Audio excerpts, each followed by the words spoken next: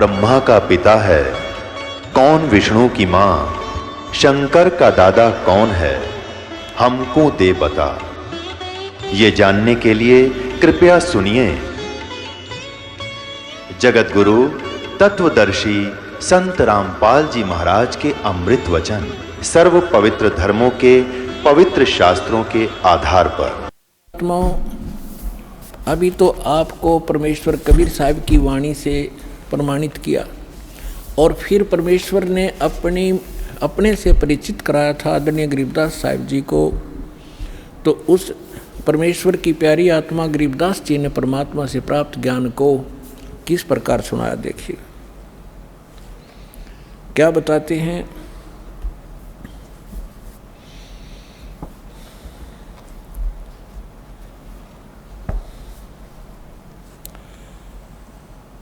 ब्रह्मा विष्णु महेश्वर माया और धर्मराया कहिए, इन पांचों मिल पर पंच बनाया, वाणी हमरी लहिए। अब गरीबदास जी कहते हैं कि ब्रह्मा विष्णु, जैसे गीता अध्याय नंबर 14 के और श्लोक नंबर 3 से लेकर 5 में स्पष्ट किया है। 5 में विशेषकर कहा है कि अर्जुन इस माया से उत्पन्न तीनों गुण, दुर्गा से उत्पन्न रजगुण ब्रह्मा, सतगुण विष्णु, तमगुण शिव जी, ये जीव को यहाँ कर्मों के बंधन में बांधे रखते हैं। ये इनको फंसाने के मूल कारण हैं। ये देखिएगा, अब आपको श्रीमद् भगवत गीता से प्रमाणित करते हैं ब्रह्मा विष्णु महेश की उत्पत्ति। ये श्रीमद् भगवत गीता और गीता प्रेस गोरखपुर से प्रकाशित है। जयदयाल गोविंद इसके अनुवादक हैं। ये अध्याय नंबर 14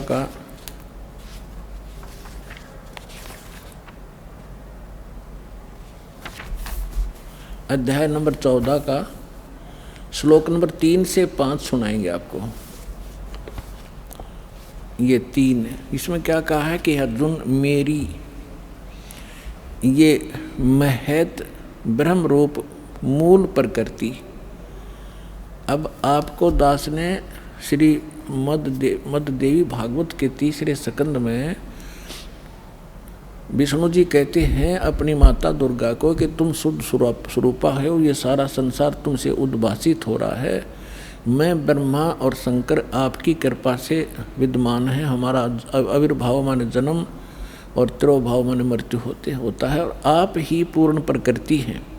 और इसमें रुद्र संहिता शिव पुराण के अंदर आपको दिखाया था कल कि इस सदाशिव काल रूपी ब्रह्म ने अपने ही विग्रह से वह सृष्टि वह निकाली, दुर्गा निकाली, और उसको प्रकृति भी कहते हैं। पहले उसको फिर ये दिखाते हैं आपको, देखिएगा। अब 14वें अध्याय के 3रे श्लोक में ये क्या कहता है कि अर्जुन, ये काल बोल रहा है ब्रह्म, मेरी ये मूल प्रकृति सभी संपूर्ण भूतों यानी प्राणियों की योनि यानी गर्भाधान स्थान है, और मैं काल ब्रह्म उस योनि में गर्भ यानी चेतन समुदाय गर्भ को स्थापना करता हूँ, और तत्व माने उस के संयोग से सभी प्राणियों, भूतों माने प्राणियों की उत्पत्ति होती है। 4 में क्या कहा है, हे अर्जुन, ये नाना प्रकार की सब योनियों में जितने भी मूर्तियाँ यानी शरीरधारी प्राणी हैं उत्पन्न होते हैं। प्रकृति यानी दुर्गा तो उनकी गर्भ धारण करने वाली माता है, और मैं बीज स्थापन करने वाला पिता हूँ। आगे देखो 5वें में, हे अर्जुन, सतगुण रजगुण और तमगुण, सतगुण विष्णु, रजगुण ब्रह्मा, तमगुण शिव जी, ये प्रकृति से उत्पन्न, दुर्गा से उत्पन्न, और तीनों गुण रजगुण ब्रह्मा, सतगुण विष्णु, तमगुण शिव जी अविनाशी जीवात्मा को शरीर में फंसाए रखते हैं, बांधे रखते हैं कर्मा के अनुसार। अब इसने तो यो ठीकरा फोड़ दिया ब्रह्मा विष्णु महेश पर कि ये बांध रहे हैं। अब ये महापुरुष क्या कहते हैं, भगवान क्या कहते हैं परमात्मा से प्राप्त ज्ञान से। अब गरीबदास जी क्या कहते हैं ब्रह्मा विष्णु महेश्वर माया और धर्मराया कहिए। है क्या कह रहे हैं कि ब्रह्मा विष्णु अकेले दोषी नहीं हैं, ये धर्मराय माने काल और या दुर्गा मिलकर तुम्हें फंसा रखा है अकेले, इसने ब्रह्मा विष्णु महेश दोषी बना दिए। अब क्या बताते हैं, ब्रह्मा विष्णु महेश्वर माया और धर्मराया कहिए, इन पांचों मिल पर पंच बनाया वाणी हमरी लहिए। हम जो कह रहे हैं इसको घनी गौर से सुनना और इस पर बहुत गौर करना। इन पांचों ने मिलकर ये परपंच बना रखा है, आपको यहाँ फंसा रखा है। ये है खोखापुर की बाजी, बिष्ट बखुंट दगासी साजी, ये कृत्रिम जीव भुलाने बाई, निज घर की तो खबर न पाई। अपने निज घर का तो ये पता भी नहीं लगने देता, ऐसा जालिम है ये काल। 1.25 लाख उपजे नित हंसा और 1 लाख विन से नित अंसा। 1.25 लाख उत्पन्न करता है और 1 लाख को रोज खाता है। उत्पत्ति खपती अप्रलय फेरी, हर्ष शोक जोरा जम जेरी।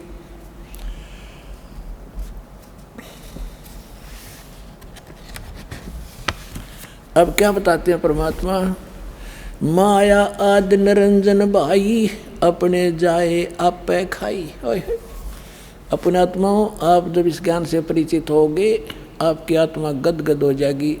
और तेरा गजब हो, कहाँ फंस रहे थे और क्या हम ज्ञान लिए बैठे थे। अब क्या बता रहे हैं महापुरुष, माया आदि निरंजन भाई, ये अपने जाए आप खाई। ज्योति निरंजन और ये दुर्गा आप पैदा करते हैं और आप खाओ सारा ने। अब दुर्गा खाती नहीं, इसका सहयोग दे रही है। अब इसके विवश होगी, अपने पाप कर्मों के कारण हम इसके पराधीन हो गए। और इसने दुर्गा को इतना डरा रखा है कि तू मेरा भेद किसी को नहीं बतावेगी, नहीं तो तेरी खैर नहीं है। इसने इस डर के कारण ब्रह्मा विष्णु महेश को भी काल का जिक्र नहीं कर रखा। ये तो परमात्मा ना का भांडा फोड़ा इसको बेनकाब किया। ये के सांग है, क्या है यो, इसने भगवान मान रहे थे तुम। सुन शिखर में धर्म अन्यायी, ओए सुन शिखर में यो धर्म काल अन्यायी, और जिन शक्ति डायण मैल पठाई।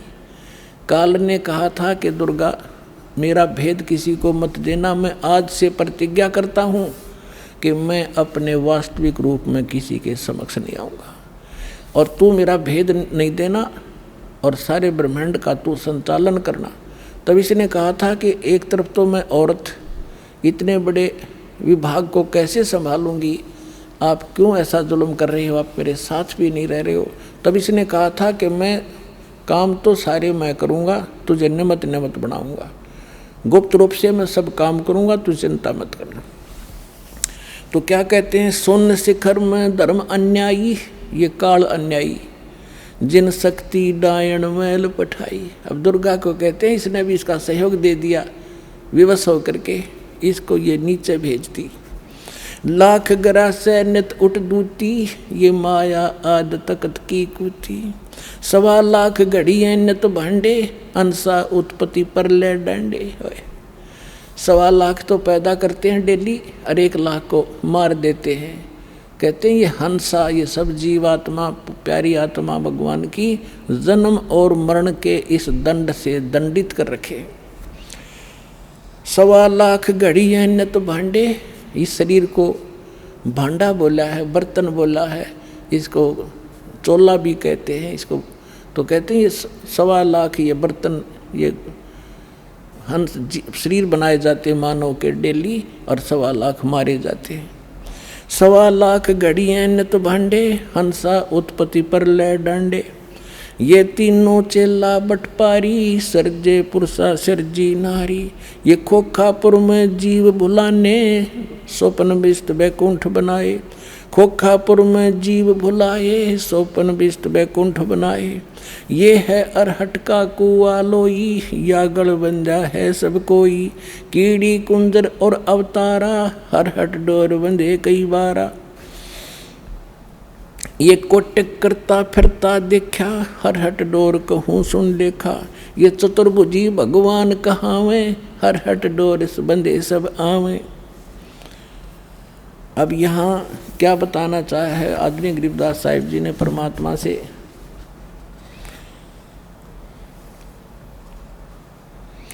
ब्रह्मा विष्णु महेश्वर माया और धर्मराया कहिए, इन पांचों मिल पर पंच बनाया, वाणी हमरी लहिए। इन पांचों मिल जीव अटकाए, हम युगन युगन आण छुटाए। गरीबदास साहिब कहते हैं, भगवान कबीर साहब बता रहे हैं कि इन पांचों ने मिलकर जीवों को फंसा रखा है और हमने युगों युगों में आकर और इन जीवों को छुटाया और सतलोक ले गए। बंदी छोड़ हमारा नामम, अदर अमर है अस्थिर ठामम।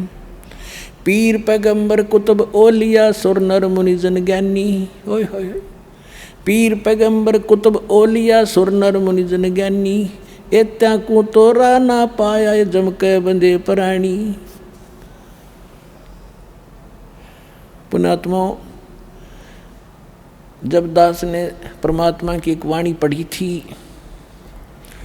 कि सुर नर मुनि जन 33 करोड़ी, ये बंदे सभी काल की डोरी, तो दास को भी विश्वास नहीं हुआ था कि ये इतने देवता ब्रह्मा विष्णु महेश ऋषि मुनि, क्या इनको भी रास्ता नहीं मिला? क्या कह रहे हैं गरीबदास जी? पीर पैगंबर और कुतुब ओलिया और सुरनर मुनिजन ज्ञानी, ये विद्वान पुरुष महर्षि, इनको वो मार्ग नहीं मिला। ये काल का बंदे प्राणी, ये काल के ही जाल में रहे।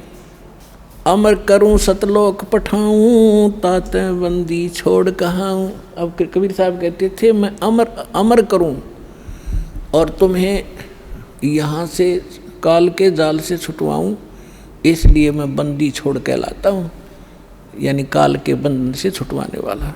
अपने आत्माओं, ये इतना बड़ा चैप्टर है। जैसे अभी गरीबदास साहिब ने कहा था कि सुन शिखर में धर्म अन्यायी, जिन शक्ति डायन मैल पठाई। अब देखिएगा, ये लघु चित्र, ये एक ब्रह्मांड का चित्र है जहाँ ये काल रहता है। ये देखिएगा, ये सारे एक ब्रह्मांड के अंदर ये व्यवस्था है आपको बताई। नीचे के ये 7, ये पाताल, रसातल, सुतल, तल, तलातल, मातल, ये और ये पृथ्वी लोक, ब्रह्मा का लोक, विष्णु जी का लोक, शिव का लोक, विष्णु जी का लोक, और ये कॉमन स्वर्ग है, स्वर्ग और नरक इकट्ठा ही है, और ये इंद्र का लोक, ये धर्मराज का लोक, ये है, इसको महास्वर्ग कहते हैं। ये इतना महास्वर्ग है, ये सारा एक ब्रह्म लोक कहलाता है। इतना ये इसके अंदर अलग व्यवस्था है। तो ये काल यहाँ रहता है, यहाँ पर, और इसका यूँ अलग से व्यवस्था है, ये अलग से, इसमें कोई नहीं जा सकता। इस दुर्गा को इसने यहाँ एक अलग से द्वीप दे रखा है। यहाँ ये यहाँ रहती है, इसकी इच्छा होती है तब इसको ये ऊपर लेता है, नहीं इसको फिर नीचे छोड़ देता है। ये फिर यहाँ अपने अलग द्वीप पर रहकर इन सब का, इस पूरे ब्रह्मांड का की देख रेख करती है और इसके संपर्क में रहती है। ये काल यहाँ रहता है ऊपर, और इसके ये ऐसे 21 ब्रह्मांड हैं। ये देखिएगा, ये जो आपने एक ब्रह्मांड देखा था, अब ये समझना ये एक गेंद जो है ये ब्रह्मांड है। ऐसे इसने 5 ब्रह्मांडों को एक स्थान में रोका है, जिसको महाब्रह्मांड बनाया है। तो ऐसे ऐसे 4 महाब्रह्मांडों में 20 ब्रह्मांडों को रोक कर इसने एक 21वां ब्रह्मांड यूँ अलग बना रखा है। ये पूरा देखिए एक बार, ये सबसे ऊपर ये अलग एक ब्रह्मांड है। ये वैसे बनाने में, दिखाने के लिए अलग से बनाना, इसकी भी ऐसे ही एलिपिकल शेप है ऐसे। तो इसने यहाँ नकली यहाँ एक अलग से ब्लॉक है, यहाँ पर ये लॉक लगा रखा है। प्रत्येक इस सर्कल से निकलने की प्रत्येक भंवर गुफा है, प्रत्येक में। इस एक ब्रह्मांड से निकलने की भी भंवर गुफा है, इस फिर महाब्रह्मांड से निकलने की भी भंवर गुफा है, और इस सारे से निकल कर इसमें प्रवेश करने की प्रत्येक में भंवर गुफा है। जब हम सतलोक में जाएंगे और 7 संग ब्रह्मांड इस अक्षर पुरुष के पार करेंगे, वहाँ भी लास्ट में एक भंवर गुफा आएगी। इस काल ने उसकी तकरीबन नकल कर रखी। तो ये यहाँ बैठा है शिखर शून्य में, सबसे ऊपर, तो यहाँ इसने नकली अलग सतलोक, नकली अलखलोक, अगम और नामी लोक नकली बना रखे जीव को भ्रमित करने के लिए। और यहाँ एक अच्छी आत्माओं में से 12 आत्माएं ऐसा सेफ रखता है, उनको कलयुग में भेजता है दूत बनाकर इस नकली ज्ञान को फैलाने के लिए।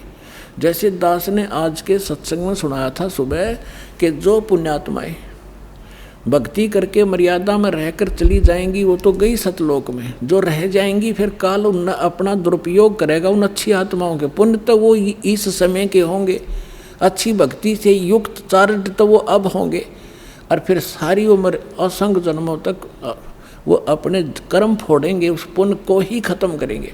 तो ये 12 अचिंत भक्तों को ये वहाँ रखता है। अब कलयुग जब आया इसने ये 12 दूत भेज दिए और उन्हीं को फिर से आगे भेजता रहता है। इनकी इतनी कमाई है, जैसे आप देख रहे हो यो जय धन धन सतगुरु सच्चा सौदा सिरसा वाला, आज एक चीफ मिनिस्टर से भी ज़्यादा सुविधाएं प्राप्त हैं जिसको, और इसने कख का पता नहीं, कोई भक्ति नहीं, ये पूर्व जन्म का बहुत संस्कारी प्राणी था और इसने इस काल ने भेज दिया ने। अब ये सारी उम्र खोटे खोदेगा, कति भक्ति नहीं इसके पास, और फिर भी इसके ठाठ रहेंगे और लास्ट में इसको ऐसी बुरी मौत मारेगा, ऐसी दुर्गति होगी ऐसे व्यक्तियों की, आगे चल के ना जाने कौन सी योनि में डाल देगा। तो ये इसने ये 12 भक्त अच्छी आत्माएं वहाँ सेलेक्ट रखता है प्रत्येक उसमें, और फिर इनको जैसे ये 12 यहाँ भेजे, उनको रह रह कर फिर जैसे राधा स्वामी शिवदयाल जी जो थे ये अच्छी आत्माओं में थे। उसके बाद फिर ये बाबा जयमल सिंह जैसे, सावण सिंह जैसे, फिर ये बलोचिस्तानी सामस्ताना जैसे, और ये अब सच्चा सौदा सिरसा वाले जैसे, ये सारी पुण्यात्माएं थी। इनके पूर्व जन्म के पुण्य संग्रहित हैं और ये सारी उम्र कति भक्ति तो है नहीं इनके पास, करेंगे खा किए और फिर भी ये सुखी दिखाई देंगे, और सारी इनके वचन में भी थोड़ी बहुत पावर होगी, लोग इससे प्रभावित भी रहेंगे फंसाए रखने के लिए। तो ऐसे ये 12 यहाँ देखना, ये फिर इसने 12 अचिंत भक्तों का निवास स्थान ये अलग बना रखे, और ये यहाँ रहता है। यहाँ एक तपस्शिला है, इस तपस्शिला पे 1 लाख मानव शरीरधारी प्राणियों को के सूक्ष्म शरीरों को भूनता है, और यहाँ इसका निज स्थान है। ये सुराख है आगे उस अक्षर पुरुष के लोक में जाने का। ये देखिएगा ये यहाँ, अब ये वो 21 ब्रह्मांड हैं ये वाले, बस इतने, और इससे निकलकर इसमें से ये 7 संग ब्रह्मांड है, ये सरपुरुष के 21, ये 7 संग ब्रह्मांड हैं अक्षर पुरुष के, परब्रह्म जिसे कहते हैं, ये वाले इतना बड़ा।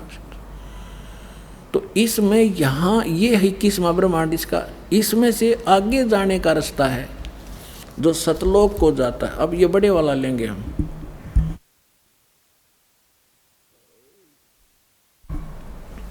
अब ये 21वां ब्रह्मांड है, ये देख पूरे ब्रह्मांड देखो 21। तो अब ये यहाँ बैठा है, इस यहाँ एक रास्ता है, ये 11वां द्वार है, ये 11वां द्वार, और इस 11वें द्वार को इसने स्वयं रोक रखा। यहाँ बैठा है ये, कोई भी प्राणी यहाँ से नहीं जा सकता। यहाँ से वही जा सकता है जिसको कबीर परमेश्वर लेकर जाएंगे, और परमात्मा के वहाँ जाते ही काल का उस द्वार को स्वयं रोके बैठा है। जब वहाँ यहाँ से हम जाएंगे भक्ति इस भगवान के मंत्र के आधार से, तो इसका सिर झुक जाता है ऐसे अपने आप, और इसके सिर पे पैर रख के, और तब हम इस अक्षर पुरुष के लोक में प्रवेश करते हैं। यहाँ काल ने ये वो 11वां द्वार है, और वो ये अब यहाँ लेंगे हम पूरे ब्रह्मांड। ये 21 ब्रह्मांड काल के हैं ब्रह्म के, और ये है 11वां द्वार। इसमें प्रवेश किए ये अक्षर पुरुष के 7 शंख ब्रह्मांड हैं, ये छोटे छोटे 7 शंख ब्रह्मांड, और ये है वो 12वां द्वार। ये है 12वां द्वार, इससे प्रवेश पार करके तब हम यहाँ सतलोक में परमात्मा के चरणों में पहुँचेंगे। और ये असंख्य ब्रह्मांड है, ये परमात्मा के असंख्य, ये तो थोड़ा सा क्षेत्र रह जाता है इनका, ये इतना का क्षेत्र है बस, सरपुरुष और अक्षर पुरुष का दोनों का मिला के। और ये असंख्य ब्रह्मांड का ये मालिक, ये पूर्ण ब्रह्म सत्य पुरुष है। तो ये 12 द्वार पार करके हम सतलोक में प्रवेश करेंगे। अब आपने देखा परमात्मा ने बताया कि इस ब्रह्मा विष्णु महेश की उत्पत्ति कैसे हुई, और अब थोड़ा सा हिंट इन पुराणों से देना पड़ेगा ताकि आपका विश्वास दृढ़ हो। पुण्यात्माओं, यदि इस जीवन में आपको कोई विशेष काम है तो ये है परमात्मा को समझना, जानना और मोक्ष प्राप्त कराना। जब भगवान आपको मिल गया, सत्साधना आप करते हैं, तो आपके जो भौतिक लाभ हैं वो तो ना चाहते हुए भी आपको मिलेंगे। परमात्मा आपको सारे सुख भी देगा आपको भक्ति कराने के लिए। जैसे हम अपने बच्चों को शिक्षा ग्रहण कराने के लिए कितनी सुविधा देते हैं, स्वयं हम मजदूरी करते हैं और बच्चों को बढ़िया ड्रेस देते हैं, उनको गाड़ियों में भेजते हैं, और 15-20 वर्ष तक बच्चे तो पढ़ो और अपना कल्याण कराओ। तो ये परमात्मा ने आपको ये ड्रेस जो दी है मनुष्य की, ये विद्यार्थी को, आप विद्यार्थी हैं, और जब आप सही विद्या ग्रहण करोगे, परमात्मा अनुकूल चलोगे, तो आपको सारी सुविधा ऑटोमेटिकली मिलेंगी। आपके घर में सुख, आपके शरीर में सुख, आपके सब संकटों का निवारण करेगा भगवान, तभी आप भक्ति कर सकोगे। तो इसके लिए आपने अच्छा समय निकालना पड़ेगा। ये देखिएगा, ये श्री शिव पुराण सचित्र मोटा टाइप, केवल हिंदी, गीता प्रेस गोरखपुर से प्रकाशित है। इसके कौन है संपादक? हनुमान प्रसाद पोदार।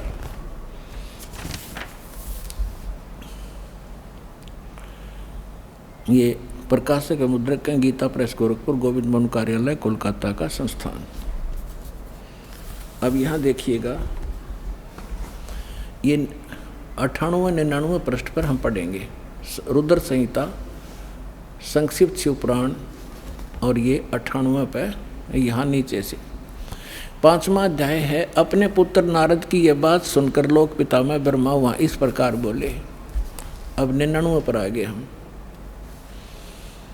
ब्रह्मा जी ने कहा, ब्रह्मन देव शिरोमणि, तुम सदा समस्त जगत के उपकार में लगे रहते हो। तुमने लोगों के हित की कामना से बहुत उत्तम बात पूछी। अब नारद जी ने क्या पूछा था कि पिताजी, अपने पिता ब्रह्मा से, कि मुझे सृष्टि रचना सुनाओ। अब यो लगा सृष्टि रचना सुना। देखिएगा, जिस समय समस्त चराचर जगत नष्ट हो गया था, सर्वत्र केवल अंधकार ही अंधकार था, न सूर्य थे न चंद्रमा आदि आदि। उस समय तत् सत ब्रह्म, इस श्रुति में जो सत सुना जाता है एकमात्र वही शेष था। ठीक, अब ये देखिए क्या सट्टे मारेगा है। क्योंकि पुण्यात्मा ये 100 पृष्ठ पा गया। आपको थोड़ा सा हिंट दे दूं कि परमात्मा जब प्रथम सतयुग में आए थे, इन तीनों को मिले थे, ब्रह्मा जी को, विष्णु जी को, शिव जी को। इन्होंने मालिक से ज्ञान एक संत रूप में, ऋषि रूप में, और इन्होंने ये ज्ञान सुना था परमात्मा से। अब ब्रह्मा जी परमात्मा वाले ज्ञान को कुछ अपनी अटकल को मिला के कैसे वो सृष्टि रचना बता रहा है। देखिएगा, जिस परब्रह्म के विषय में ज्ञान और अज्ञान से युक्त पूर्ण युक्तियों द्वारा इस प्रकार विकल्प किए जाते हैं, उसने कुछ काल के बाद द्वितीय की इच्छा प्रकट की।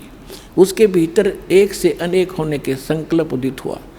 तब उस निराकार परमात्मा ने अपनी लीला शक्ति से अपने लिए एक मूर्ति की कल्पना की। अब ये के सट्टे मारे है, नो कहो वैसे तो परमात्मा निराकार है, वो ये ब्रह्म ने निराकार कहे, और उसने कहते फिर वो सदाशिव के रूप में आ गया।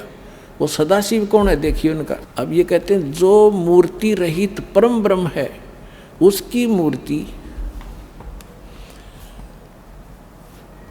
भगवान सदाशिव हैं। ये काल ने सदाशिव कहे हैं, आगे क्लियर भी होगा। अर्वाचीन और प्राचीन विद्वान उन्हीं को ईश्वर कहते हैं। उस समय एकाकी रहकर स्वेच्छानुसार विहार करने वाले सदाशिव ने अपने विग्रह से एक स्वरूप भूता शक्ति की सृष्टि की, जो उनके अपने श्री अंग से कभी अलग होने वाली नहीं थी। अब ये क्या कह रहा है ब्रह्मा जी, अपने विग्रह से उस काल रूपी ब्रह्म ने, सदाशिव ने अपने शरीर से एक स्त्री उत्पन्न की, जो उसके श्रीअंग से कभी अलग होने वाली नहीं थी, अलग कर दी। यह देख, अपने विग्रह से स्वयं ही एक स्वरूप भूता शक्ति की सृष्टि की, जो उनके अपने श्रीअंग से कभी अलग होने वाली नहीं थी। उस पराशक्ति को प्रधान और प्रकृति, गुणवती माया, प्रकृति भी कहते हैं उस दुर्गा को। बुद्धि तत्वों की जननी तथा विकार रहित बताया गया है। उस शक्ति, वह शक्ति अंबिका दुर्गा कही गई है। उसको प्रकृति, ये ध्यान रखना, दुर्गा को प्रकृति भी कहते हैं, जो गीता में आपको दिखाया था। अभी आपको श्रीमद् भगवद गीता अध्याय नंबर 15 के श्लोक नंबर 3 से 5 में 3, 4, 5 में स्पष्ट किया था कि ये काल कहता है, ये प्रकृति तो सभी की माँ जानो और मैं सबका पिता, मैं इसके अंदर बीज स्थापना करता हूँ जिससे सबकी उत्पत्ति होती है। और प्रकृति से उत्पन्न ये तीनों गुण, रजगुण ब्रह्मा, सतगुण विष्णु, तमगुण शिव जी, ये सभी जीवात्मा को कर्मानुसार बांधे रखते। और परमात्मा ने क्या बताया कि नहीं, ये तीन नहीं, ये पांचों मिलकर बांध रहे आपको, और हम इन पांचों मिल जीव अटकाए, युगों युग हम आन छुटाए। अब देखो, उसको प्रकृति, सर्वेश्वरी, त्रिदेव जननी, तीनों देवताओं की को जन्म देने वाली इनकी माता, नित्या और मूल कारण भी कहते हैं। सदाशिव द्वारा प्रकट की गई उस शक्ति की 8 भुजाएं हैं। होगी ना स्पष्ट? 8 भुजाएं हैं, ये देखिएगा 8 भुजाएं, ये है वो दुर्गा। इसमें तो घड़ी ला रखी, घर की बाहर कितनी ला दो ये, लेकिन है इसकी 8 ही हैं। ये नककता पता नहीं था, किसी 20 मुँह ला दें, किसी 50 ला दें हैं। ये अष्टंगी है, सभी जानते इस बात को, 8 भुजा है। अब देखिएगा, उस शक्ति की 8 भुजाएं हैं। नाना प्रकार के आभूषण उसके श्रीअंगों की शोभा बढ़ाते हैं। वह देवी नाना प्रकार की गतियों से संपन्न है और अनेक प्रकार के अस्त्र शस्त्र धारण करती है। एकाकिनी होने पर भी वह माया संयोग वसात अनेक हो जाती है। वे जो सदाशिव हैं उन्हें परम पुरुष, ईश्वर, शिव, शंभु और महेश्वर कहते हैं। ये देखिए, यहाँ आगे अब हम 101 पृष्ठ पे हैं, रुद्र संहिता। अब इस शिव, सदाशिव, इस काल की महिमा सुना रहा है ब्रह्मा जी। वे अपने सारे अंगों में भस्म रमाए रहते हैं उन काल रूपी ब्रह्म ने। आ गया ना स्पष्ट? ये काल रूपी ब्रह्म कहो, सदाशिव कहो, ब्रह्मा विष्णु महेश का पिता कहो, दुर्गा का पति कहो, उन काल रूपी ब्रह्म ने एक ही समय शक्ति के साथ है, नाथ ने, ये गलत मिसप्रिंट है, शिवलोक नामक अक्षेत्र का निर्माण किया। उस उत्तम अक्षेत्र को काशी कहते हैं। आगे देखो, वे प्रिया और जो सबके ऊपर विराजमान है, वे प्रिया और प्रियतम, शक्ति और शिव, दुर्गा और ये काल जो परमानंद स्वरूप हैं, उस मनोरम क्षेत्र में नित्य निवास करते हैं।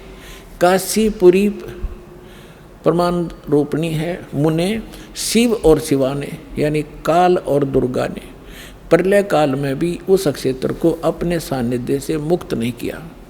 देव से ब्रह्मा जी कह रहे हैं, एक समय उस आनंद वन में रमण करते हुए शिवा और शिव के मन में यह इच्छा हुई कि किसी दूसरे पुरुष की सृष्टि करनी चाहिए। अब इन्होंने संतानों उत्पत्ति की सोची और फिर इन्होंने संतान उत्पत्ति कर्म किया। उससे 2 पुत्र तक यहाँ सिद्ध कर दिए, ब्रह्मा और विष्णु। देखिए, सृष्टि करनी चाहिए जिस पर यह सृष्टि संचालन का महान भार रखकर हम दोनों केवल काशी में रहकर इच्छा अनुसार विचरें और निर्वाण धारण करें। ऐसा निश्चय करके शक्ति सहित सर्वव्यापी परमेश्वर शिव ने अपने वाम भाग के 10वें अंग पर अमृत मल दिया। फिर तो वहाँ से एक पुरुष प्रकट हुआ। अब देख, इनकी अकल देखो ब्रह्मा की। अब शक्ति और शिव, उस दुर्गा की क्या जरूरत थी अपने साथड़ पर के में मसला होता हो, ये मारे बकवाद में, मतलब कि ये देखो। अब क्या वहाँ से एक पुरुष प्रकट हुआ, उसका नाम क्या धरा देखो। शिव ने कहा, वत्स बेटा, व्यापक होने के कारण तुम्हारा विष्णु नाम विख्यात हुआ। अब यहाँ ये 6ठा अध्याय समाप्त हुआ। अब 7वें में क्या कहा, ब्रह्मा जी कहते हैं, देवर से जैसे विष्णु की उत्पत्ति करी दुर्गा और काल ने मिलकर तत्पश्चात कल्याणकारी परमेश्वर सांब सदाशिव ने, उस काल रूपी ब्रह्म ने पूर्ववत प्रयत्न करके मुझे अपने दाहिने अंग से उत्पन्न किया।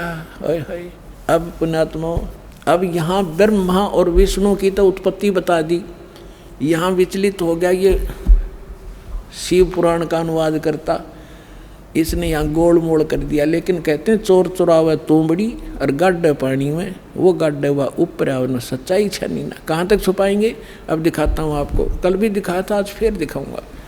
क्योंकि पुण्यात्माओं, एक सिलेबस होता है क्लास का, बच्चे रह कर टीचर उनको बार बार रिवाइज कराते हैं, उसका रिपीटेशन करवाते हैं, आवर्ती कराते हैं, जब जाकर वो बच्चे उससे परिचित होते हैं। तो दास एक टीचर है, आप विद्यार्थी हैं, सौभाग्य आपका, आपके इसमें प्रवेश पा लिया, तो इसको सफल करो। हम एक रोजी रोटी के लिए और 20 वर्ष तक बच्चों को पढ़ाते हैं, जब हो सकता किसी को मिले रोटी रोजगार ना मिले, बाकी हम फिर भी उसमें लगाए रहते हैं। और ये तो एक अनमोल वर्त वस्तु, इस भक्ति और इस कमाई का तो ये तो निष्फल जा ही नहीं सकती। तो इसलिए आप इसमें एक विशेष रुचि लो। अब देखिएगा, यही शिव पुराण, इसमें है एक विद्वेश्वर संहिता, थोड़ी सी झलक दूंगा, बस ज़्यादा समय नहीं लूँगा। एक समय ब्रह्मा और विष्णु की लड़ाई होगी, झगड़ा, युद्ध। ब्रह्मा कह रहा था मैं तेरा बाप, विष्णु बोला मैं तेरा बाप। इसी बात पर इनका युद्ध हो गया, लंबी कहानी है। तो इस काल ने सोचा ये लड़के मर जाएंगे, इनके बीच में एक लिंग खड़ा कर दिया, सफ़ेद तेजों में पिलर, बहुत लंबा चौड़ा। ये युद्ध भूल गए आपस में, उसका और छोर खोजने में लग गए। लंबी कहानी है। फिर यूँ आ गया अपने पुत्र सदाशिव का रूप धारण करके। इसने प्रतिज्ञा कर रखी है मैं अपने यथार्थ रूप में कभी किसी के सामने नहीं आऊँगा। तो ये किसी को विष्णु रूप में दर्शन देता है, या किसी को शिव रूप में, किसी को ब्रह्मा रूप में। तो वहाँ ये शिव रूप धारण करके आ गया। अब देखिए विद्वेश्वर संहिता, और ये है संक्षिप्त शिव पुराण 24वां पृष्ठ। यहाँ इन दोनों का झगड़ा हो रहा था, बीच में इसने ये सतम खड़ा कर दिया। अब यहाँ आ जाते हैं। ब्रह्मा और विष्णु ने पूछा प्रभो, इस ज्योत निरंजन काल से सदाशिव से सृष्टि आदि 5 कर्तों के लक्षण क्या है, यह हम दोनों को बताइए। भगवान शिव बोले, ये काल रूपी ब्रह्म बोला, मेरे कर्तों को जानना अत्यंत गहन है, तथापि मैं कृपा पूर्वक तुम्हें उनके विषय में बता रहा हूँ। आगे चलेंगे। अब हम आगे 26 पृष्ठ पे। इसने कहा कि पुत्रों, अब हो गया ना इनका बाप ब्रह्मा विष्णु महेश का पिता है ये। पुत्रों, तुम दोनों ने, ब्रह्मा और विष्णु ने तपस्या करके प्रसन्न हुए मुझ परमेश्वर से सृष्टि और सतिथि नामक 2 कृत प्राप्त किए। ये दोनों तुम्हें बहुत प्रिय। इसी प्रकार मेरी विभूति स्वरूप मेरे जैसी शकल के रुद्र और महेश्वर ने, युने है, 2 अन्य उत्तम कृत संहार और त्रोभाव मुझसे प्राप्त किए हैं। ये 5वां कौन है? ये 4 तो ब्रह्मा विष्णु महेश और रुद्र हो गए। इस महेश का, इसी का एक शकल है रुद्र, और वो 11 रुद्रों का कंट्रोलर है वो रुद्र, वो अलग है। और ये ब्रह्मा विष्णु महेश ये अलग है। तो ये 5वां जो बोल रहा है यू है काल दुर्गा का पति। अब हमने यहाँ से इतना ही लेना था। अब आपको जो दास ने अभी दिखाया था, ये पहले दास ने परमात्मा के द्वारा बताई सृष्टि रचना सुनाई, और अब इन सदग्रंथों में प्रमाणित हो रही है। तो इससे क्या सिद्ध हो गया कि कौन है, कौन ब्रह्मा का पिता है और कौन विष्णु की माँ, शंकर का दादा कौन है, हमको देव बता। तो इस कथा से आपको शब्द सिद्ध हो जाएगा कि ब्रह्मा विष्णु महेश का पिता और शंकर, इनका दादा कौन है? इनका दादा है कबीर जी, वो सत्य पुरुष जिसने इनके पिता ज्योत निरंजन को जन्म दिया, और उसी से फिर ब्रह्मा विष्णु महेश का जन्म हुआ इस ज्योत निरंजन काल से। तो इनका दादा कौन है? कबीर, सत्य पुरुष वो परमेश्वर है। जो आज दास सत्संग शुरू करना कर रहा था, उसकी तो अभी तक भूमिका बनी है। अब क्या हुआ, इन तीनों देवताओं का दुर्गा ने ब्याह कर दिया, अपने ही 3 रूप बनाए, सावित्री, लक्ष्मी और पार्वती, समुद्र में छुपा दिए अपने वचन से। 3 लड़कियां युवा बना दी, और ये जब युवा हुए इनको कोमा से बाहर कर दिया, इन तीनों का विवाह कर दिया। इनसे फिर आगे काल की सारी सृष्टि चली। अब दास जो आज प्रसंग शुरू किया था वही शुरू होगा मेरा तय काम जो बताना चाहूँ था। अब धर्मदास जी ने पूछा, हे परमात्मा, हम बड़े नीच और पामर प्राणी हैं। हे भगवान, हमने आपके साथ धोखा किया, आपके साथ चीटिंग करी, और फिर भी आप हमारे लिए भटक रहे हो। कैसे दया करी दाता। तब परमात्मा ने कहा कि जब यहाँ ये प्राणी इतने दुखी हो गए, हाहाकार मच गई, तब क्योंकि उस समय तक परमात्मा ये बताना चाहते थे, क्योंकि परमेश्वर ने कहा कि उस समय जब यहाँ हाहाकार मची, धर्मदास मैं अपने पुत्र जोगजीत का रूप बना के, जिस पुत्र के रूप बना के इनको निकाला था, उसी का रूप बना के मैं वहाँ खड़ा हो गया जहाँ 1 लाख मानव शरीरधारी प्राणी, स्त्री और पुरुष वहाँ भूनने जा रहे थे तपस्या, और चटक पटक जीव करे थे, उन चटक पटक के पड़े थे, बुरा हाल हो रहा था। तो वहाँ मेरे जाने से सभी जीवों की वो तपत तो खत्म होगी। वह टुकड़ी, वह तपस्या ऐसे की ऐसी जल रही थी, लेकिन मेरी रजा से उनको आंच नहीं लगे थी। सभी बैठ के या तो रो रहे थे, फिर सामने देखा, मुझे देखकर कहा कि हे भगवान, हम यहाँ कौन से पाप का कर्म भोग रहे हैं, दुख भोग रहे हैं, क्योंकि सबको ये मालूम है अपने किए का कर्म भोगना पड़ता है। तो परमात्मा ने कहा, भाई ये जो तपस्या पर दुख है ना, ये यहाँ का नहीं, ये सतलोक में तुमने गलती करी थी, वो दंड है। तब सारी सृष्टि रचना सुनाई। तो वहाँ तो सारे दुखी थे, सबको मालूम था, ना कोई बेटा साथ था, ना बेटी साथ थी, ना कोई संपत्ति साथ थी, ना कोई रिश्तेदार साथ था, अकेले भुन रहे थे, पिट रहे थे वहाँ पर। तो वहाँ सभी ने स्वीकार किया जो मालिक बता रहे थे, और कहा, हे भगवान, हमें छुटवा लो काल अन्यायी से। परमात्मा बोले, ऐसे नहीं।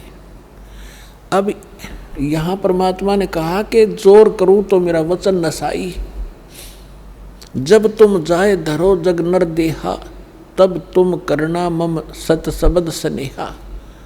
जब तुम संसार में जाओ, मनुष्य शरीर प्राप्त हो, और मेरा कोई दास इस सच्चे ज्ञान को और सत्य नाम को सुना रहा हो, बता रहा हो, तब उसकी शरण में चले जाना, तब तुम्हारा मोक्ष होगा, ना तो नहीं हो सकता।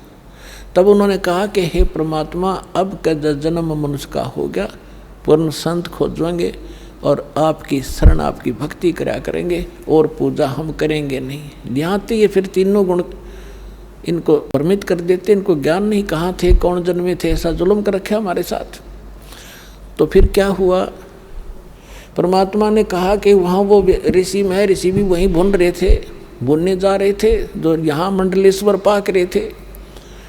तब परमात्मा ने कहा, तुम निराकार बताते हो इस काल को, ज्योत निरंजन को, अभी आएगा तुम्हें खाने के लिए। देखो वो आ गया सामने, वो साकार है, नर आकार है, ओछा माथा उसका 2 उंगल का, और ऊंचा ऊंचा स्वर्ण भयंकर सा चेहरा से जो आ रहा सामने।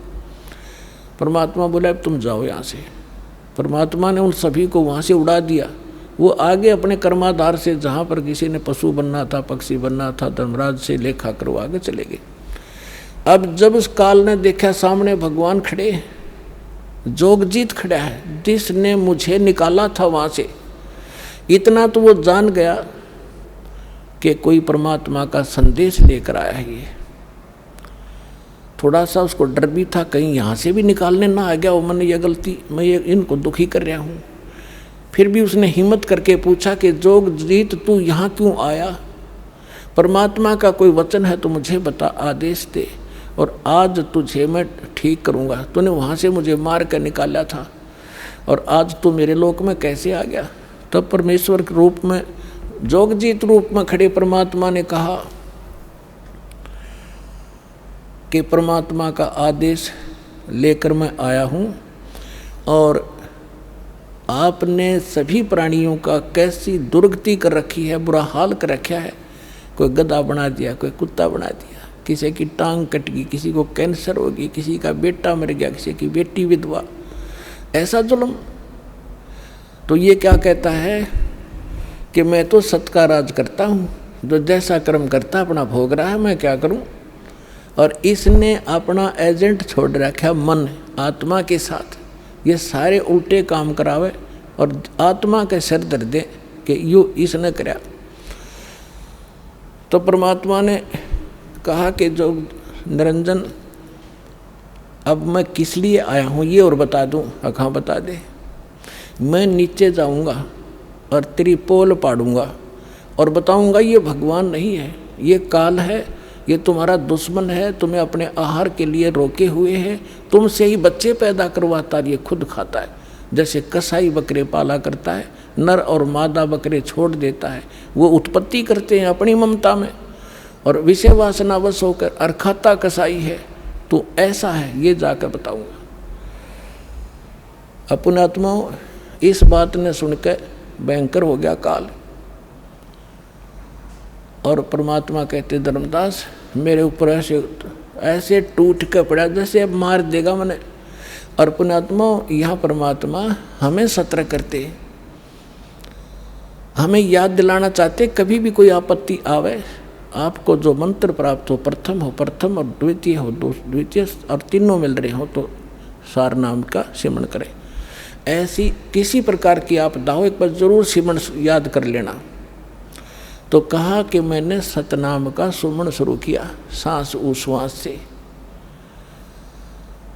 तो उसी समय ये काल या तो मुझे मारने के लिए झपटा था, ऐसे गिर गया जैसे पक्षी की पांख कट जाया करे और पड़ा पड़ा तड़फ रहा है।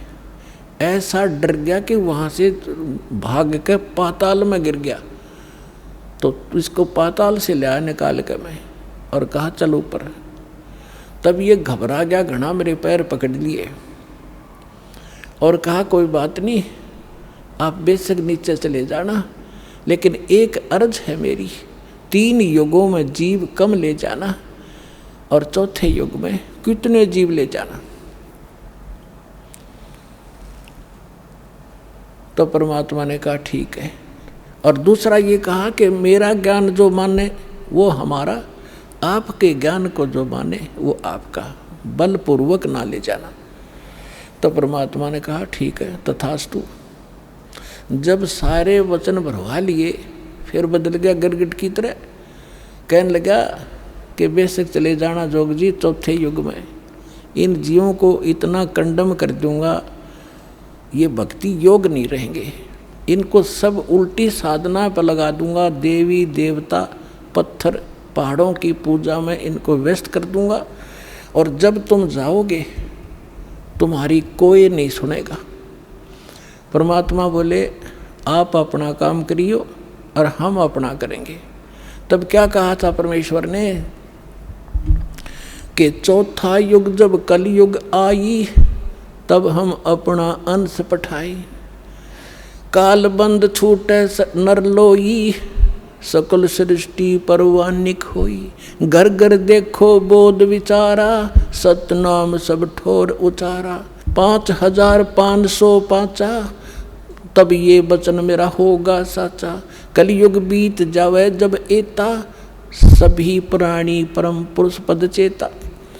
तो परमात्मा ने कहा था कि चौथा युग जब कलयुग आवेगा तब हम अपना एक दास भेजेंगे। अब वहाँ काल के सामने परमात्मा ने कहा कि हम अपना दास भेजेंगे। और कबीर वाणी चैप्टर में परमात्मा ने धर्मदास जी से, जब धर्मदास जी घने चिंतित हो गए थे कि हे परमात्मा, आपने सतनाम और सारनाम गुप्त रख दिया और इसके बिना मोक्ष नहीं हो सकता। आपने मुझ किंकर के ऊपर दया करी दास पे, और 42 वंश भी पीढ़ी बख्श दी, मेरी वंश चलेगा। तो हे परमात्मा, सारनाम और सतनाम बिना पार नहीं हो सकते, तो मेरे बच्चे कैसे पार होंगे? ऐसे कलेजा पकड़ के बैठ गया। परमात्मा ने सोचा भाई ये घना दुखी हो गया। तो परमेश्वर ने कहा कि सुन ले, काल ने क्या कहा था, 12 पंथ करूं मैं साजा, नाम तुम्हारा ले करूं आवाजा। 12 पंथ नाम जो लेगी, हमरे मुख में आन समोही। जाओ जोग जीत संसारा, जीवन मन कहा तुम्हारा। जीव तुम्हारा कहा न माने, हमारी ओढ़ हो बाद बखाने। अब इतना समय नहीं रहा, मैं वो सारे प्रमाण आज नहीं दिखा पाऊंगा आपको कि 12 पंथ कौन कौन से हैं। तो 12 पंथ, 12वां पंथ गरीबदास पंथ बताया है, लिखा कबीर सागर में। तो परमात्मा ने कहा तू चिंता ना कर धर्मदास, जब 5500 वर्ष कलयुग बीत जाएगा तब इस या बिचली पीढ़ी आवेगी, और बिचली पीढ़ी तक यो ज्ञान और तत्व ज्ञान और सतनाम सारनाम कति गुप्त रखना है, नहीं तो काल के दूतों का हाथ लग जाएगा, मेरा सारा मिशन खराब हो जाएगा। तब परमात्मा ने देखा कि ये बिल्कुल चिंतित हो गया घना। तब परमेश्वर ने कहा धर्मदास, जब साची बताऊं तेरे ते। तब धर्मदास ने कहा कि भगवान आज कितना अच्छा समय है, कलयुग स्टार्ट है सन 1398 में और 1512 तक, और आज भी लोग ना मानते, और आप कह रहे हो अगर भयंकर कलयुग पैदा कर देगा, काल ऐसा जुल्म कर देगा, हाहाकार मच जाएगी, इंसान कृतघ्नी हो जाएंगे, तो उस समय कैसे पार होंगे? आज तो आप भी विद्वान हैं और फिर भी ना मान रहे ये लोग। तो परमात्मा ने कहा जब 5500 वर्ष कलयुग बीतेगा और 12वां वंश चल चुका होगा इस काल का, यानी गरीबदास पंथ तक, तो उस 12वें पंथ में मैं आऊँगा स्वयं, और फिर सभी पंथों को खत्म करके एक पंथ बनाऊंगा, और सारी सृष्टि मेरा ही नाम लेगी। तेरे 42 वंश क्या सारी सृष्टि न पार करूंगा धर्मदास, इन 42 की तो चिंता छोड़ तू। तब उसका दिल डटा था, और काल के सामने परमात्मा ने थोड़ा सा भेद रखा कि मैं अपना अंश भेजूंगा, और वो सारे सूरी सृष्टि को, और घर घर देखो बोध विचारा, और सतनाम सब ठोड़ उचारा। आप देख रहे हो आज ये ज्ञान गीत, ज्ञान गंगा घर घर में पहुंच गई है। ना कोई किताब खरीदनी है, इंसान देखा था कितना, या किताब बिकती देखी थी आपने इस गांवों के अंदर, शहरों के अंदर? कोई सब्जी बेचे, कोई प्याज बेचे, कोई तोरी और घिया बेचे, ये तो देखी थी। तो परमात्मा ने कहा था घर घर देखो बोध विचारा, मेरे इस ज्ञान की चर्चा घर घर में शुरू हो जाएगी, और सारी सृष्टि नाम लेगी, और सतनाम सबको बताया जाएगा, और परमात्मा के उस परम पद की, सतलोक की सबको जानकारी होगी, पूरा विश्व व्यापार करूँगा। तो वो समय आ गया है पुणात्माओं, और ये दास है वो परमात्मा का भेजा हुआ दास, और आप सभी पार हो जाओगे। बोलो सतगुरुदेव।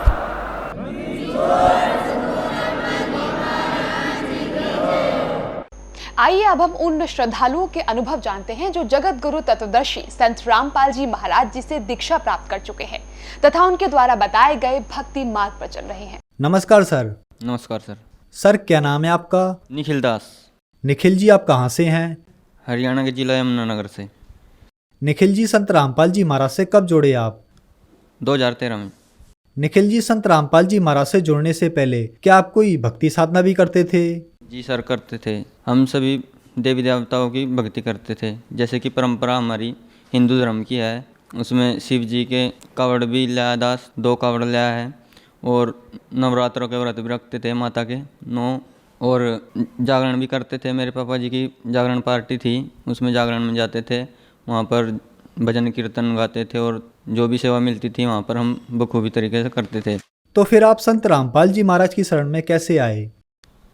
संत रामपाल जी महाराज की शरण में हम, मेरी दीदी जी का रिश्ता संत रामपाल जी महाराज के शिष्य शिव कुमार से हुआ, जो कि गांव हसनपुर से है। तो उन्होंने नाम दीक्षा ले रखी थी। ऐसे ही मेरी बहन उनसे दीदी जी बात करने लग गई, तो जीजा जी ने एक भक्ति सौदागर को संदेश पुस्तक दी। उन्होंने बोला कि इसको पढ़ो। हमने उसको पढ़ा। उन्होंने बोला था कि इसमें सृष्टि रचना सबसे पहले पढ़ना। हमने सृष्टि रचना को पढ़ा। सृष्टि रचना को पढ़ने मात्र से ही हमारा दिमाग जो है घूम गया कि इसमें जो है ब्रह्मा विष्णु महेश के माता पिता लिख रखे हैं, और हम तो ब्रह्मा विष्णु महेश को ही अजर और अमर अविनाशी मानते थे। लेकिन फिर मैंने क्या किया, अपने ग्रंथों को लाया मैं, जैसे कि गीता। मैंने गीता को पढ़ा तो उसमें जैसा भक्ति सौदागर को संदेश पुस्तक में लिखा हुआ था बिल्कुल सेम टू सेम वही मिला। तो फिर मैंने वेदों को नेट पे सर्च किया। नेट पे सर्च करने के बाद उसमें जो का तो मिला। फिर मैंने एक पुस्तक जो कि देवी भागवत पुराण है, उसमें तीसरा स्कंद पढ़ा। तीसरा स्कंद अध्याय 5 पेज नंबर 123 पर उसमें लिखा था, विष्णु जी अपनी माता की स्तुति कर रहे हैं। हे माता, आप तुम शुद्ध स्वरूपा हो, यह संसार तुम्ही से उद्भासित हो रहा है। मैं ब्रह्मा और विष्णु तुम्हारी कृपा से विद्यमान है। हमारा तो आविर्भाव तथा तिरोभाव हुआ करता है, अर्थात जन्म मृत्यु हुआ करता है। मैंने ये ढूंढा तो मुझे जो का तो प्रमाण मिला। तो इससे मुझे और दृढ़ विश्वास हुआ कि सच में यह गान सत्य है। और जो हम पहले परंपरा जैसे कि हिंदू धर्म में मैं पैदा होया तो उसी के अनुसार चल रहा था। हमने कभी भी अपने ग्रंथों को नहीं पढ़ा था, लेकिन हमें सत्य भक्ति का पता करना था, जो कि हमें संत रामपाल जी महाराज दे रहे हैं हमारे शास्त्रों के अनुसार, ना कि परंपरा के अनुसार। मैंने सत्य भक्ति का और मुझे बहुत अच्छा लगा। फिर मैंने संत रामपाल जी महाराज से नाम उपदेश लिया। सर, संत रामपाल जी महाराज से नाम दीक्षा लेने के बाद आपको क्या लाभ प्राप्त हुए? संत रामपाल जी महाराज से नाम उपदेश लेने के बाद दास को बहुत लाभ हुए। मुझे नया जीवन दान मिला। एक दिन मैं ट्रैक्टर लेके जा रहा था तो आगे से कुछ नशेड़ी लोग कार में बैठे पी के पूरी 120 की स्पीड में उन्होंने कार चला रखी थी। जैसे ही वो सीधे आए, मैं अपना आपा खो बैठा था। मुझे ये नहीं पता चला कि मैं अब क्या करूं। तो परमात्मा का भजन मैं कर रहा था, सतनाम का मंत्र कर रहा था। मुझे ये नहीं पता चला कि मेरा हैंडल कैसे घूम गया। एकदम से हैंडल अपने आप ऑटोमेटिक, परमात्मा की दया हुई, अपने आप घूम गया और दास उस समय एक्सीडेंट से बच गया। जो उनकी कार ठीक मेरे सामने ट्रैक्टर के लगनी थी, वो पीछे ट्रैली में लगी। ये एक लाभ हुआ। इसके बाद मेरे पिताजी, जब से मैंने होश संभाली है तब से ही मेरे पिताजी बहुत दारू, बीड़ी, गुटखा, मांस यानी कि सारे प्रकार के नशे करते थे और घर में आके लड़ाई झगड़ा करते थे। डेली का पिताजी का काम था। 14-15 साल मैंने बहुत दुख झेला। आके मम्मी को भी पीटते थे और हमें भी पीटते थे। आए दिन का यही काम था पिताजी का। मैं इस जीवन से बहुत परेशान हो गया था और मैंने आत्महत्या करने की भी कोशिश करी, लेकिन मैं फिर रुक जाता था कि मेरी माताजी, अगर मैं मर गया तो मेरी माताजी का सहारा कौन होगा। तो ऐसे ही करते करते हम बहुत दुखी हो गए। तो फिर मैंने तो नाम ले लिया था, पापा जी ने मेरे उसके बाद 2018 में दिसंबर में नाम लिया। जैसे ही पिताजी ने नाम लिया 2018 में, उसके बाद संत रामपाल जी महाराज की दया से हम सुखी जीवन जी रहे हैं और पिताजी ने सभी प्रकार के नशे भी छोड़ दिए और जो मीट मछलियाँ खाते थे मैं भी छोड़ दी। संत रामपाल जी महाराज की दया से अब हम सुखमय जीवन जी रहे हैं। जैसे कि हर गांव में कुछ व्यक्ति एक दूसरे से जलते हैं, तो हमारे गांव में भी ऐसे ही मेरे पिताजी के ऊपर किसी ने भूत प्रेत का साया था वो करवा रखा था। ऐसे ही हम घूमते फिरते थे, कभी इस बाबा के पास कभी उसके पास, जहाँ कहीं भी मतलब कोई बोल देता था हम हर कहीं जाते थे। यहाँ तक कि हम मौलवी के पास भी गए, लेकिन उनके पास कोई समाधान नहीं हुआ।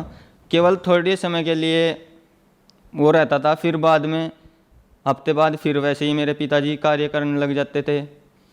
तो हम इससे भी बहुत दुखी थे। एक ही लाभ यह भी हुआ संत रामपाल जी महाराज की दया से, उनसे नाम लेने के बाद, कि अब हमारे घर में भूत प्रेत का कोई साया नहीं है। एक और लाभ हुआ हमारी आर्थिक स्थिति बहुत ख़राब थी।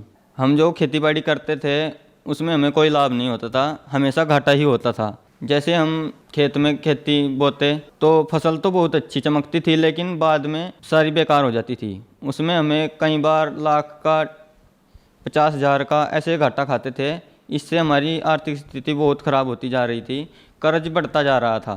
लेकिन जब से हमने संत रामपाल जी महाराज की शरण ग्रहण करी है, हमारा जो भी कर्ज था वो आज परमात्मा की दया से सारा चुका दिया गया है। अब हम बहुत अच्छे से अपना जीवन व्यतीत कर रहे हैं। अब हमारे ऊपर कोई भी कर्ज नहीं है। मुझे एक और लाभ हुआ, जैसे कि मैंने पहले भी बताया, मैं घर को देखकर बहुत परेशान था, मुझे मानसिक परेशानी थी। घर की कलह को देखते हुए मैं आत्महत्या करने तक की मैंने सोच ली थी। लेकिन फिर मैंने संत रामपाल जी महाराज की बनाई हुई पुस्तक भक्ति सौदागर को संदेश को पढ़ा। उसमें मैंने जाना कि यह मनुष्य जीवन हमें ऐसे वैसे नहीं मिला है, यह जीवन हमें केवल सतभक्ति करने के लिए ही मिला है। कबीर साहिब कहते हैं, मानुष जन्म दुर्लभ है, मिले न बारंबार, जैसे तरवर से पत्ता टूट गिरे हो बहु न लगता डार।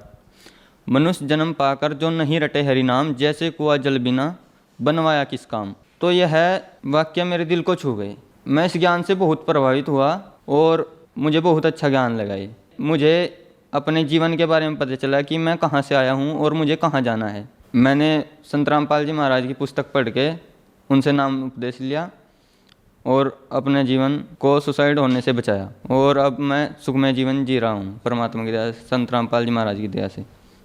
संत रामपाल जी महाराज से नाम दीक्षा लेने के बाद आपको बहुत सारे लाभ प्राप्त हुए, तो जो श्रद्धालु आज आपको देख रहे हैं, आप उन्हें क्या कहना चाहेंगे?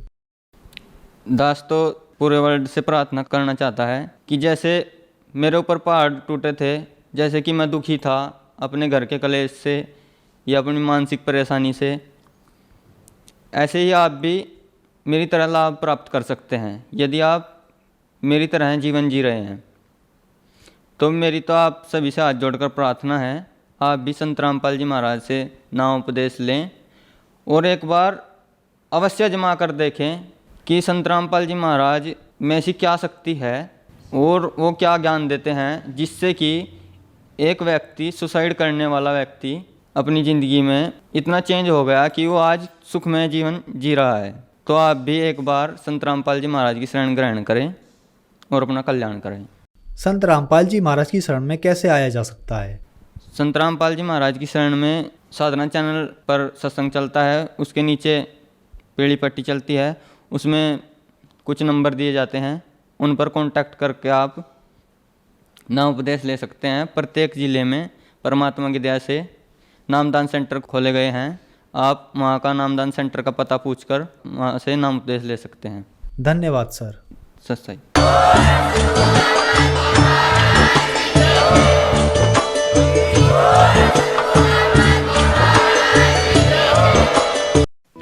आप सुन रहे थे जगत गुरु तत्वदर्शी संत रामपाल जी महाराज के मंगल प्रवचन।